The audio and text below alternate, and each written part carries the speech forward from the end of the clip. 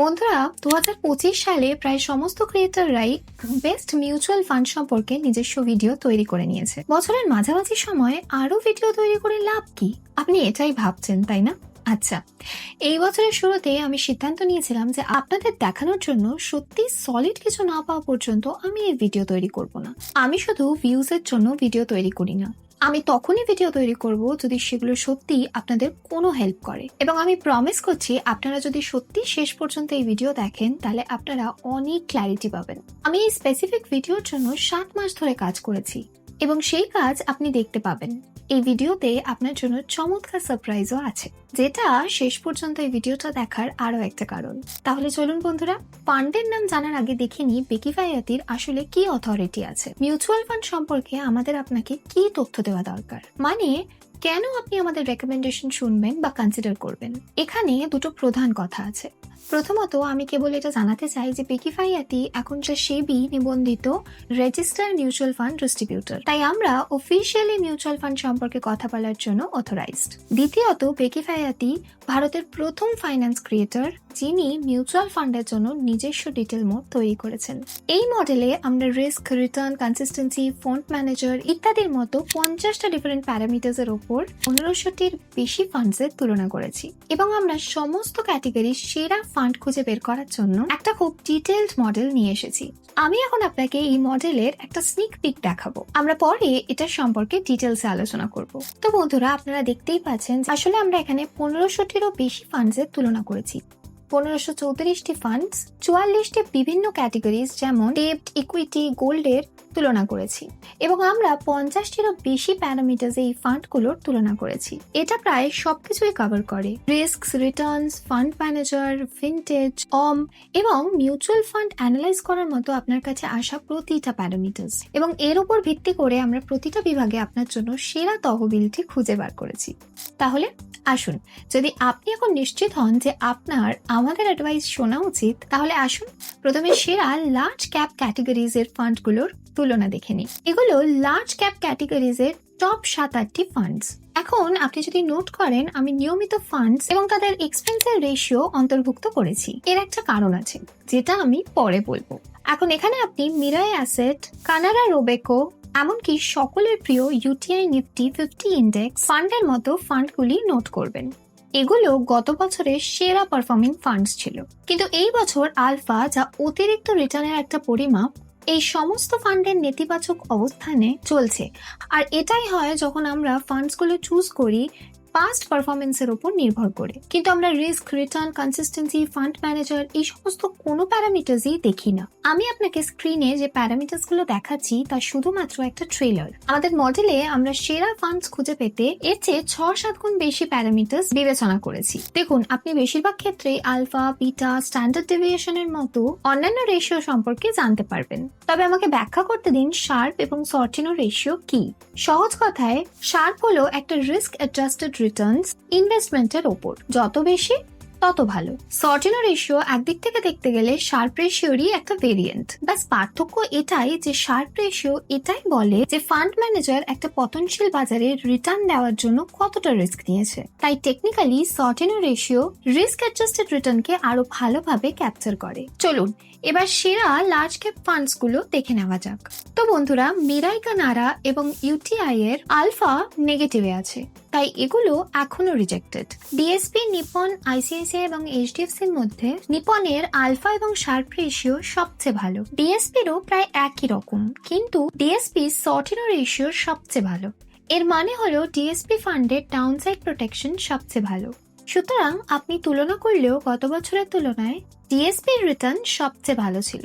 গত 1 বছর যেমনটা আমরা সবাই জানি, বাজার মোটামুটি ওঠানামা করছিল, কেবল নিম্নমুখী ছিল না, কিন্তু নিপনও খুব বেশি পিছিয়ে নেই। তাই সবকিছুর তুলনায় আপনি যদি রিস্ক অ্যাডভার্স ইনভেস্টর হন তাহলে ডিএসপি আপনার জন্য ভালো হবে, এবং আপনি যদি অ্যাগ্রেসিভ রিস্ক টেকার হন তাহলে নিপন আপনার জন্য ভালো হবে। এবং বন্ধুরা, আমি এখানে ডিসক্লেমার দিতে চাই যে এই ফান্ডস এর তুলনা এবং নামগুলো কেবল এডুকেশনাল আর ডিসকাশনাল পারপাসের জন্য, এটা কোনো বিনিয়োগ পরামর্শ নয়। এখন আসুন নেক্সটটা দেখি, মিড ক্যাপ ক্যাটাগরির সবচেয়ে সেরা মিউচুয়াল ফান্ড। এখন বন্ধুরা, এই ক্যাটাগরিতে এসবিআই এর আলফা নেগেটিভে, আর কোটাকের প্রায় 0।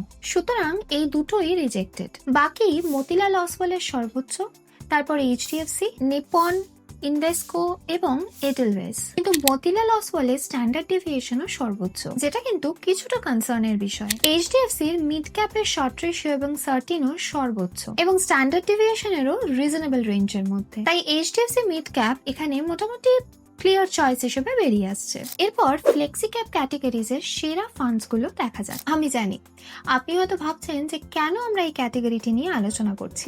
পরাগ পারিক এই বিভাগে সেরা, কিন্তু একটু অপেক্ষা করুন, ধৈর্য ধরুন। বন্ধুরা, যদি আমরা 5 বছরে এসআইপি রিটার্নের কথা বলি, তাহলে এইচডিএফসি এবং পিজিআইএম পরাগ পারিকের থেকে অনেক ভালো। কিন্তু আমরা তাদের মধ্যে নয় যারা শুধু পাস্ট রিটার্নস দেখেই রেকমেন্ড করে দিই। এই কারণেই একটু ডিপ ডাইভ করা যাক। এখানে ইউটিআই, পিজিআইএম এবং কানাডা রোবেকোর নেগেটিভ আলফা আছে, তাই আমরা এই 3টে ফান্ডস রিজেক্ট করি। এখন এইচডিএফসি, পরাগ পারিক এবং মতিলাল অসওয়াল বাঁচলো। এই 3টের মধ্যে পরাগ পারিকের লো আলফা এবং লিস্ট বিটা রয়েছে, তবে এর স্ট্যান্ডার্ড ডেভিয়েশনও কম, যা একটা পজিটিভ ব্যাপার। কিন্তু এইচডিএফসি ফ্লেক্সি ক্যাপের শার্প রেশিও এবং সর্টিনো রেশিও উভয়ই লং রানে ভালো, যা এর রিস্ক অ্যাডজাস্টেড রিটার্নস প্রদানের ক্ষমতা দেখায়, যা এর রিটার্নে রিফ্লেক্ট করে। তাহলে বন্ধুরা, এখন আপনি সিদ্ধান্ত নিন কোনটা আপনার ফ্লেক্সি ক্যাপ ক্যাটাগরিতে পিক হবে। এবার আবারও বলছি যে এটা কিন্তু কোনো ইনভেস্টমেন্ট অ্যাডভাইস নয়, এটা শুধুমাত্র শিক্ষার জন্য। এবার আপনারা হয়তো ভাবতে পারেন যে কেন আমি বারবার বলছি এটা কোনো ইনভেস্টমেন্ট অ্যাডভাইস নয়, এটা কোনো ইনভেস্টমেন্ট অ্যাডভাইস নয়। শিক্ষা দীক্ষার কথা তো মানছি, কিন্তু ইনভেস্টমেন্ট অ্যাডভাইসটা কবে দেবেন? তো বন্ধুরা, আপনাদের এই অসুবিধাটাও আমি সলভ করে দিচ্ছি। তো বন্ধুরা, ভিডিওর শুরুতে যেমনটা বলেছিলাম যে পিকিফাইয়াতে কিন্তু এখন সেবি রেজিস্টার্ড মিউচুয়াল ফান্ড ডিস্ট্রিবিউটর, আর আমরা কিন্তু অফিসিয়ালি আমাদের দরজা আপনাদের জন্য খোলা রাখছি। আমরা এবার থেকে অফিসিয়ালি আপনাদের পোর্টফোলিও ম্যানেজ করব, মানে আপনাদের ইনভেস্টমেন্ট আমাদের টিম হ্যান্ডেল করবে। যদিও ইন্ডাস্ট্রিতে ইন্ডিভিজুয়াল ইনভেস্টমেন্ট এক্সপার্ট শুধু এইচএনআইসরাই পায়, কিন্তু সেটা আর হবে না। শুধুমাত্র কিছু কথা বলে দেওয়ার আছে। এখন বন্ধুরা, আপনাদেরকে যেটা করতে হবে সেটা হচ্ছে নিচের দেওয়া ফর্মটা ভরতে হবে, আর আপনারা যদি যোগ্য হন আমাদের টিম আপনাদের সাথে যোগাযোগ করে নিয়ে একটা কলের ব্যবস্থা করে নেবে। তবে এই ফর্মটা পূরণ করার আগে মাত্র কয়েকটা ডিসক্লেমার আছে। আর সেবি রেজিস্টার্ড ডিস্ট্রিবিউটর হিসেবে আমরা শুধুমাত্র রেগুলার মিউচুয়াল ফান্ডস অ্যাডভাইস করব। এটার মানে আমরা কিছু কমিশন আর্ন করব ইনভেস্টমেন্টের উপর। এর বদলে আমাদের টিম আপনাদের জন্য সমস্ত কাজ করে দেবে, যেমন কি ফান্ড সিলেকশন, রিব্যালেন্সিং, এমনকি যাতে আপনি আপনার গোলে স্টিক করে থাকতে পারেন সেটাও দেখবে। সেকেন্ড, আমরা এই স্টেজে খুব বেশি কাস্টমারকে অনবোর্ড করছি না। আমাদের লক্ষ্য হলো কয়েকজন কাস্টমারকে অনবোর্ড করা এবং তাদের সবচেয়ে ভালোভাবে পরিষেবা দেওয়া। সেই অল্প সংখ্যক কাস্টমারদের জন্য আমরা মিনিমাম ইনভেস্টমেন্ট প্রতিশ্রুতি আশা করছি। সেটা হতে পারে 4 থেকে 5 লক্ষ টাকা বা 25 থেকে 30 হাজার টাকার এসআইপি। কিন্তু এর কমে কিন্তু এটা আমাদের জন্য খুব একটা সেন্স তৈরি করবে না, কারণ আমাদের বেশ অনেকটা এফোর্টস যাবে আপনাদেরকে সার্ভিস দিতে গিয়ে। তৃতীয়ত, এই ফর্মটা শুধু প্রথম 1000 জন কাস্টমারের জন্য খোলা, এরপর এটা বন্ধ করে দেওয়া হবে।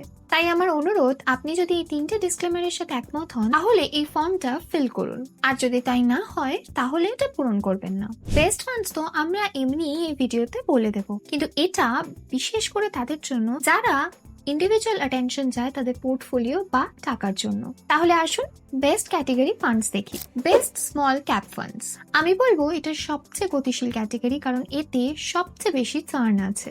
এমনকি স্মল ক্যাপেও এসবিআই এবং কোটাকের আলফা নেগেটিভ চলছে। অন্যান্য সবকিছুর তুলনায় টাটার আলফা কিন্তু বেশ কম। আশ্চর্যজনকভাবে বন্ধন এবং ইনভেস্কো এই ক্যাটেগরিতে অন্যান্যদের তুলনায় অনেক বেশি ভালো। আশ্চর্যজনক এই কারণেই, কারণ এই দুটো এএমসিস এর ফান্ড অন্য কোনো ক্যাটেগরিতে পারফর্ম করে না। নিপনও ভালো কাজ করছে। বন্ধনের শার্প রেশিও এবং সর্টিনো রেশিও অনেকটা বেশি। ইনভেস্কো দ্বিতীয় স্থানে রয়েছে, কিন্তু বন্ধন বেশ কম্প্রিহেন্সিভলি পারফর্ম করছে। একসময় বেশ ভালো পারফর্ম করছিল কোয়ান্টো, এখন যদিও কিছুটা হালকা হয়ে গেছে। তো বন্ধুরা, এই ক্যাটেগরিতে তো আমাদের পিক হবে বন্ধন স্মল ক্যাপ ফান্ড। আমাদের লাস্ট ক্যাটেগরি হলো মাল্টি ক্যাপ ফান্ড। এখন বন্ধুরা, অনেক মানুষেরই মাল্টি ক্যাপ ফান্ড এবং ফ্লেক্সি ক্যাপের মধ্যে তো বেশ কনফিউশন হয়, কিন্তু আমি একটু ক্ল্যারিফাই করে দিই। মাল্টি ক্যাপ ফান্ডগুলোকে তাদের পোর্টফোলিওর কমপক্ষে 25% লার্জ ক্যাপ, মিড ক্যাপ এবং স্মল ক্যাপে বরাদ্দ করতে হবে। যদিও ফ্লেক্সি ক্যাপ ফান্ডসগুলোতে এই ধরনের কোনো রেস্ট্রিকশনস নেই। তাহলে আসুন এখন সেরা মাল্টি ক্যাপ ফান্ডসগুলো দেখে নিই। তো বন্ধুরা, মাল্টি ক্যাপে সবার কিন্তু আলফা পজিটিভ, যে ব্যাপারটা কিন্তু বেশ ভালো। এসবিআই এর আলফা কিন্তু বেশ অনেকটাই কম, তো আমরা আপাতত জন্য সেটাকে রিজেক্ট করে দিচ্ছি। নিপনের কিন্তু এই সেগমেন্টে বেস্ট আলফা আছে। আইসিআইসিআই প্রু এর কিন্তু স্ট্যান্ডার্ড ডেভিয়েশন সবচেয়ে কম, মোটামুটি বেশ কিছুটা নিপনের মতোই। কিন্তু আমরা যদি শার্প রেশিও আর সটেনো রেশিওর ব্যাপারে কথা বলি, তাহলে নিপন কিন্তু কম্প্রিহেন্সিভলি সব ফান্ডসকেই বেশ ভালোভাবে টক্কর দিচ্ছে। তো এখানেও আমাদের পিকটা কিন্তু বেশ clear, Nipon India multi cap fund. তো বন্ধুরা, সব ক্যাটাগরির বেস্ট ফান্ডস দেখার আগে জাস্ট একটা রিমাইন্ডার দিয়ে দিতে চাই, যারা একটা ডেডিকেটেড সেবি রেজিস্টার্ড এক্সপার্ট করছেন তাদের পোর্টফোলিওর জন্য, আমরা কিন্তু তাদের জন্য অ্যাভেলেবেল আছি।